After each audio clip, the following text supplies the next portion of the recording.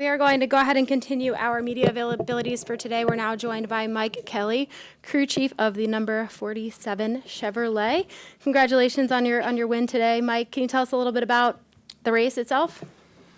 Today was for us was just all about execution. You know, we generally don't qualify well here. I think yesterday was our best qualifying effort on a speedway with a next gen car. We qualified 32nd, but we won't compromise our race setup. And we generally have a pretty good race car for Ricky to be able to maneuver around, and a lot of ideas on strategy and knowing these guys are racing for a championship and who's going to get stage points. And we just kind of sat in our meeting on Thursday and said that we were going to try and win all the stage points and we were going to try and win the race. And it's easier said than done, but we executed well in the first stage, and I think we finished second. And just put a big effort into making sure that we came out of that last green flag pit stop as close to the lead as we could, and was able to get lined up with the Chevrolet key partner group and wiggle our way in amongst those guys and put ourselves in position at the end. And then they had that last restart there. I felt pretty good about our chances, just knowing we had a lot of Chevrolets behind us. And I know some of those guys were racing for points, and they probably wouldn't do anything that would put themselves in harm's way. And we got the right push when we needed, and looked like Keselowski didn't get the push he needed at times, and squeaked it out right there at the end. Awesome. We'll go ahead and open it for questions. If you have one, please raise your hand. We'll go to Jordan right over here in the gray, and then to Jeff right next to him. Jordan Bianchi, The Athletic. Coming to these races, you know this is fits Ricky's skill set. Is there more pressure on you guys? Because you feel like this is your really good opportunity to kind of leave with a W? I really don't know that it's more pressure. I look at it as more opportunity. And, we prepare the car the same as we do whether we're going to Charlotte next week or Kansas last week. But, yeah, we understand where our chances lie, and we always want to try and make sure that we have all our T's crossed and our I's dotted, and make sure we spent a lot of time on strategy, and we spent a lot of time on understanding the fuel and the fuel mileage. And I hate to say that from an old school racer who's been coming here for about 30 years, and now that's a different part of the game, is understanding fuel mileage and how to spend the least amount of time on pit road. And we had done that really well, I think in the Daytona race earlier, but we got bit by a caution, and that was something we hadn't thought about, was saving fuel. And then if the caution comes out and it's in the window, now you're just running 25th, and you're not going to have track position. And these places are hard to pass. So we changed that up this weekend, and we said we really got nothing to lose. Let's not keep ourselves farther back than 10th or 12th. So, we executed that really well in the first stage, and I was proud of Ricky and Tab, our spotter. I thought we were going to try and throw a big block on Busher to win the first stage, and we didn't need to do that. We just needed to finish where it was, and we finished second. And I thanked them both after that. I said, we did the right thing there. We still got a car intact, and we got a shot at this thing at the end of the day. We just need to continue to execute. And I knew when we were leaving pit road, we had to make sure we went a little conservative and said put an extra half a gallon in it, for one green, white, checkered. And I knew some of the key partners weren't willing to do that. But I saw how fast we executed that stop, and it was all about beating the 9. For me, I felt like it was all about beating the 9 car off pit road. He was the one that basically was closest to us. If we didn't beat him off pit road, it would probably be a different day. So we got fortunate that we executed the stop and got off pit road, and it worked out for us. 2 more questions for me. It looked like you guys had damage on the left side of the door.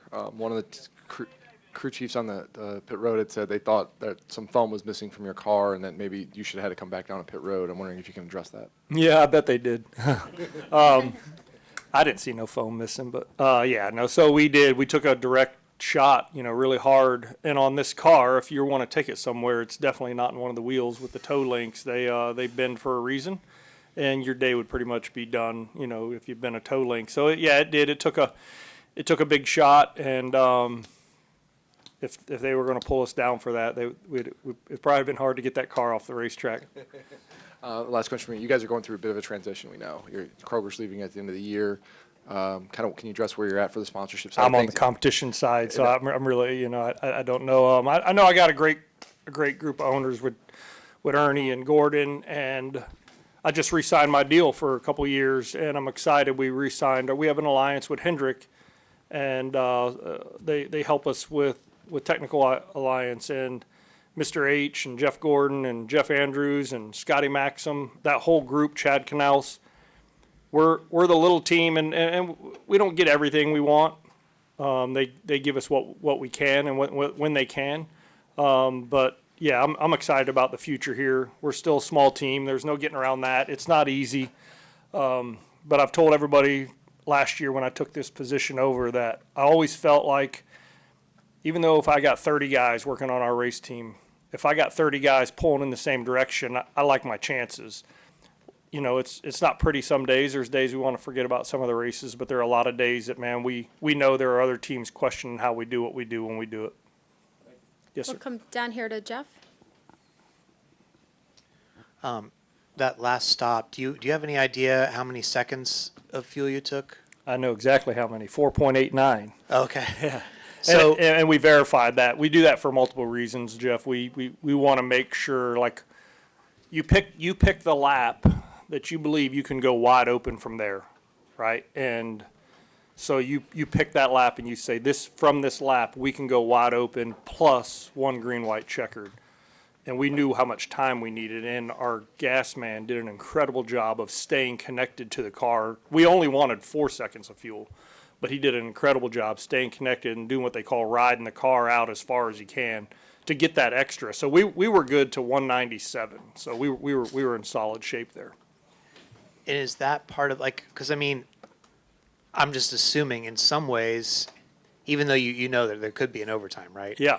But it's also got to be somewhat tempting to be like, man, if I take one less second here, that's that many more positions. But Yeah. you were determined that, hey, I got to have enough for one green, white checkered. Yeah, we cut it really close on the 2 stages today. We tell ourselves we'll shoot for 3/8 to half a gallon to finish, and that's just for error, right? Like we believe we have this down to a science.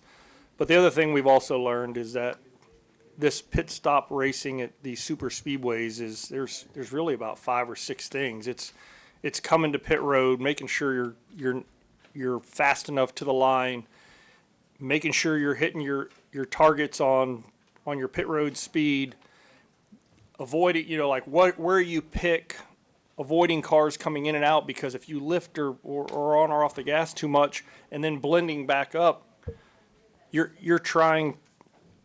cutting the fuel down to a half a second. So like if you lose it all coming in, and we've seen that before, we've seen it where we execute the pit stop side well, but we gave up too much getting in, or we weren't leading our group, and we came in late on pit road, and now we're having to dodge the cars who are already, because they're all getting 2 or 3 seconds of fuel. So when we talked about it today, I said, if you're going to run up front, then I'm going to pick down at that end of pit road because it'll make it easier. I don't have to dodge cars. And we have an incredible, we do have an incredible engineering group, and I'm very thankful for them. They make my job easy, that spend a ton of time on this stuff, right? We have a strong engineering group, and they lay it all out, and we spend hours upon hours looking at this stuff so that we can execute on these days. Yes, sir. Do we have any other questions for Mike? We'll come down here to Bob.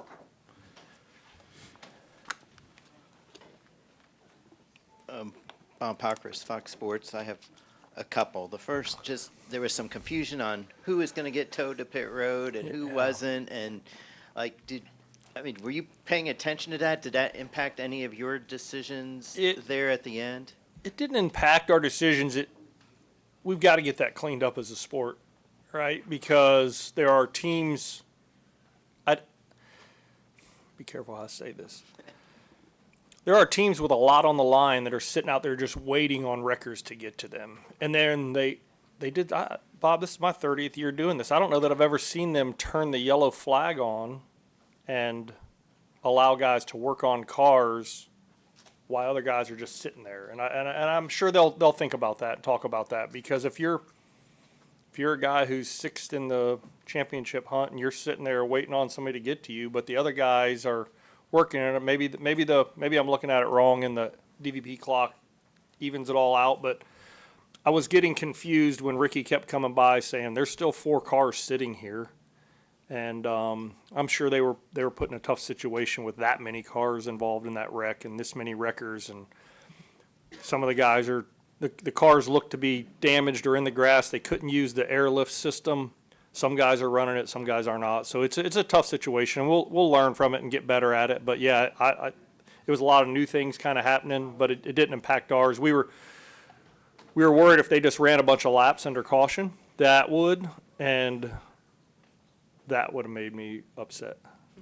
That was kind of my follow-up, Yeah. was like, were there a certain number of laps Yeah. under caution you could go before you were Yeah, concerned yeah, about fuel? we were good with, we wanted to see them take the green at least at 195 for me to be comfortable, and we took it well before that. But I just didn't know when Ricky said I think he told me there was still 3 or 4 cars down there. And then I'm listening, and he said, oh, the 14 left pit road and just wrecked again or spun out again. And then I heard somebody say on one of the scanners that a wheel nut fell off somebody's car, and I just kept saying, man, we're gonna run all this fuel out under caution, and that's not gonna make my day very good. So, but they got it all cleaned up, and it worked out, and I'm thankful for that. We'll take one final question in the back. Maxwell Dials and Gadsden Times. When you see Ricky go up over the fence, just what are your thoughts of just watching him, do that? He climbed from like the fence into the flag stand and Oh, he did. back.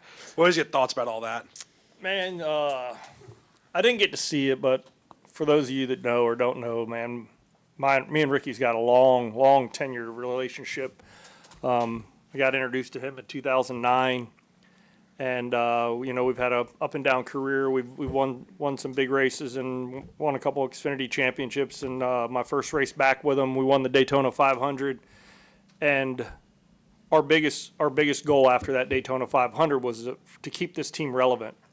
And I told him, I said, man, we'll make it from this point on. We'll make it into the chase. I want to make it in on points, even if we didn't win the 500. And I think we went into Daytona in the fall, and we were 15th or 14th in points. So that meant a lot to us. It proved that it wasn't a one-race deal. This year, we've actually had a lot of opportunities to do well, and just one thing after another. I'm not the only team sitting up here telling you that they've had bad days, but I know that kid more than anybody. I've spent more time with him. We talk more than me and my family do, and I know he's got my back, and I got his back, and I know he's going to give me 100% out there. So the trust level is through the roof, and when we get to do something like this today, I couldn't be happier, and I wouldn't want to do it with anybody else. I will end my career with Ricky if it's next year or 2 years after that. This will be it for me. All right, Mike, congratulations, and thank you for your time tonight. Thank you.